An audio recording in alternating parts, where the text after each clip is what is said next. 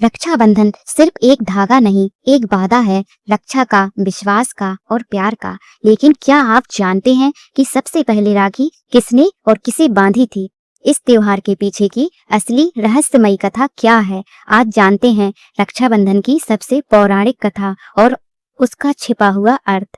शुरुआत कहाँ से हुई? रक्षाबंधन का सबसे पुराना उल्लेख वामन पुराण और भागवत पुराण में मिलता है। यह त्योहार रक्षा सूत्र बांधने की परंपरा से जुड़ा है, जो सिर्फ भाई बहन तक सीमित नहीं था। रक्षाबंधन सिर्फ एक पर्व नहीं, यह भावना है जिसमें बहन अपने भाई की लंबी उम्र, सुरक्षा और सुख के लिए एक पवित्र धागा बांधती हैं। लेकिन क्या आपने कभी सोचा है इस रक्षाबंधन की परंपरा की शुरुआत कब और कैसे हुई? आइए सुनते हैं एक पौराणिक कथा जो जुड़ी है असुर राजा बलि, भगवान विष्णु और माता लक्ष्मी जी से। राजा बलि एक दानी, पराक्रमी और अत्यंत धर्मनिष्ठ असुर राजा थे। उन्होंने वर्षों की तपस्या से तीनों लोकों पर अपना अधिकार स्थापित कर लिया था। देवता भी उनसे बहुत भयभीत हो गए थे। तब देवता भगवान विष्णु के पास गए और देवताओं के कहने पर भगवान विष्णु ने वामन अवतार लिया, एक छोटे से ब्राह्मण बालक के रूप में।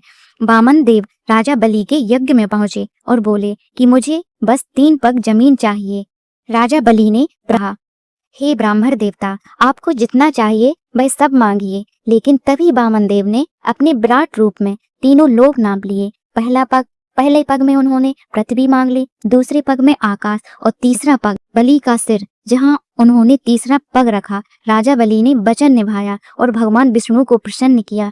विष्णु जी ने उन्हें वरदान दिया, तुम पाताल लोक में राज करोगे और मैं स्वयं तुम्हारे द्वारपाल बनकर रहूंगा। लेकिन इस निर्णय से माता लक्ष्मी व्याकुल हो उठी। उनके पति विष्णु उनसे दूर पाताल लोक चले गए थे। तब उन्होंने ब्राह्मण स्त्री का रूप लिया और राजा बलि के पास पहुंची। उस दिन श्रावण पूर्णिमा थी।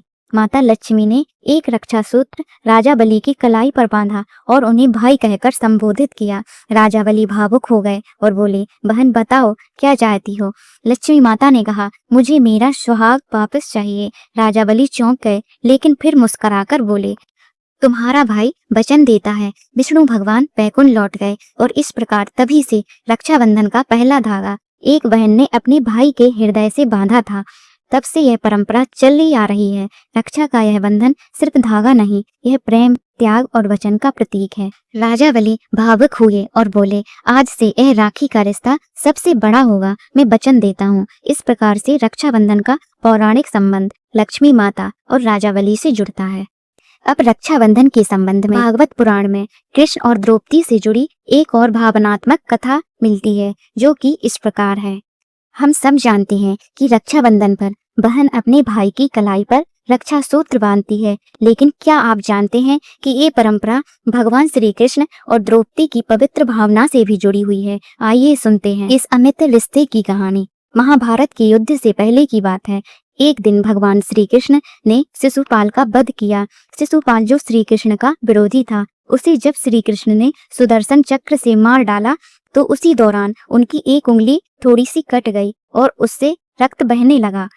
भीड़ में खड़ी द्रौपदी ने यह देखा और बिना एक पल गवाए अपनी साड़ी का पल्लू फाड़कर उन्होंने श्री कृष्ण की उंगली पर उस पल्लू से पट्टी बांध दी। श्री कृष्ण कुछ पल के लिए मौन रह गए, फिर मुस्कुराते हुए उन्होंने कहा, द्रौपदी, आज तुमने मुझ पर बहन का अधिकार जताया होगी। अब जब भी तुम्हें मेरी जरूरत होगी, मैं वचन देता हूँ, तेरी लाज की हमेशा मैं रक्षा करूंगा। समय बीतता गया और जब कुरु सभा में द्रौपदी का चीरहरण हुआ था, तो वह पूरी सभा में केवल श्री कृष्ण को ही पुकारती रही, हे गोविंद, हे माधव, हे द्वारकाधीश। और तभी श्री कृष्ण ने अपने वचन को निभाते हुए द्रौपदी की लाज की रक्षा की। द्रौपदी की साड़ी को कभी खत्म ही नहीं होने दिया। यही था वो रक्षाबंधन का सबसे भावुक उदाहरण, जहाँ ना धागा था ना थाल, सिर्फ एक भावना थी, रक्षा की, प्रेम की, वचन की। श्री कृष्ण और द्रौपदी का ये रिश्ता हर भाई बहन को सिखाता है कि सच्चा रक्षाबंधन सिर्फ कलाई में नहीं, दिल से निभाया जाता है। अगर आपको ये पौराणिक कथा और इतिहास अच्छा लगा हो तो वीडियो को लाइक करके शेयर करें और चैनल को सब्सक्राइब जरूर करें और कमेंट में लिखें कि मैं भी इस रक्षाबंधन पर अपने भाई या बहन की रक्षा का वादा निभाऊंगी या निभाऊंगा। जय श्री कृष्ण।